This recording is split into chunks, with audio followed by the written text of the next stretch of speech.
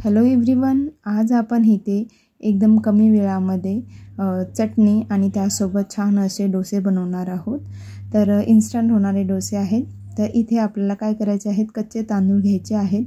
ते आपल्याला साधारण 1 ते 2 तास पाण्यामध्ये भिजत ठेवायचे आहेत। तर तुम्ही मॉर्निंगला ब्रेकफास्ट करणार असेल तर तुम्ही सकाळी उठल्या तांदळाला भिजत ठेवू शकता। त्यानंतर तुम्ही त्याला 2 तास भिजत घालून मग मिक्सरमध्ये बारीक करून घेऊ शकता। तर इथे आपले तांदूळ छान असे भिजलेले आहेत आणि तांदूळ म्हणजे अजून व्हाईट होण्यासाठी आपण त्याच्यामध्ये इथे नारळाचा यूज करणार आहोत। ओलं नारळ आहे, त्याचा पूर्ण बॅक साईडचा जो पार्ट आहे तुम्ही काढून घेतलेला आहे आणि इथे फक्त ओले नारळ आपल्याला खिसून घ्यायचे आहेत आणि आपल्याला ते तांदळासोबत एकदम बारीक असे करून घ्यायचे आहेत। तर बघू शकता नारळ खिसून झालेला आहे। तर आपले जे भिजलेले तांदूळ आहेत ते आणि नारळाचा खीस आपल्याला सोबत मिक्सरमध्ये बारीक करून घ्यायचा आहे।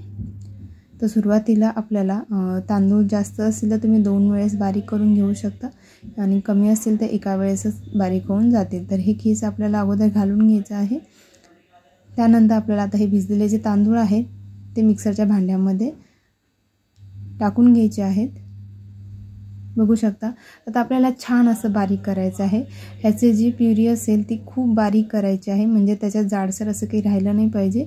तुम्ही त्याला साधारण 3 ते 4 मिनिट तुम्ही त्याला बारीक करून घेऊ शकता। तर ते खूप छान असं बारीक होईल आणि आपल्याला ह्याला जास्त पातळ करायचं आहे। जितकं पातळ असेल तितके आपले छान असे डोसे तयार होतात। आणि साधारण ह्याच्यामध्ये 1 चमचा मी मीठ ॲड केलेलं आहे। इथे आपण कुठला सोड्याचा किंवा इनोचा वापर नाही केलेला आहे।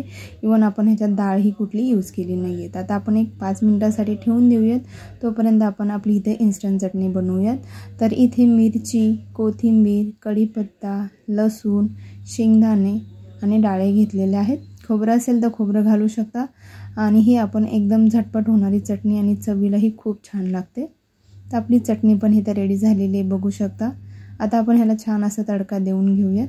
तर तडक्यामध्ये मी मोहरी आणि कढीपत्त्याचा यूज केलेला आहे। तुमच्याकडे मिरची असेल तर तुम्ही लाल मिरचीचाही वापर करू शकता। तर बघू शकता चटणी पण खूप झटपट रेडी होते। खूप कमी वेळामध्ये ही चटणी रेडी होते आणि खायलाही खूप छान अशी चविष्ट लागते।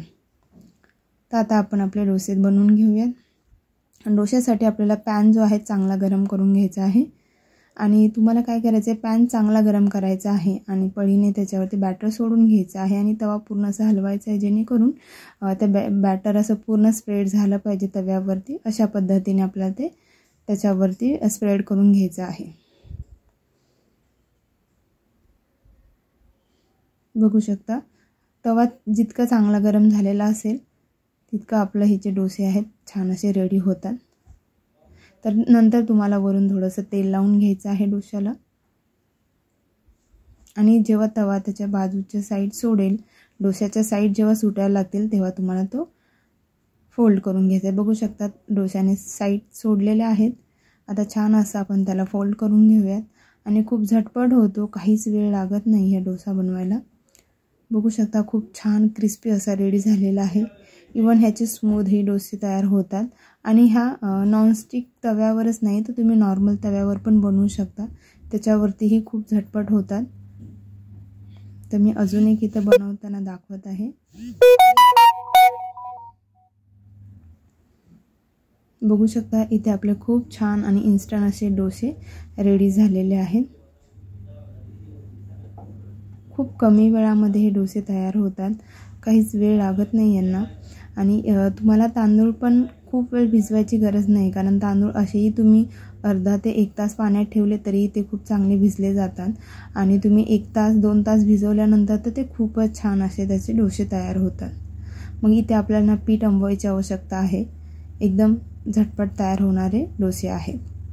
बघू शकता सकाळच्या घाईमध्ये किंवा अचानक कोणी पाहुणे आले तर तुम्ही अशा प्रकारचे डोसे इन्स्टंट बनवू शकता।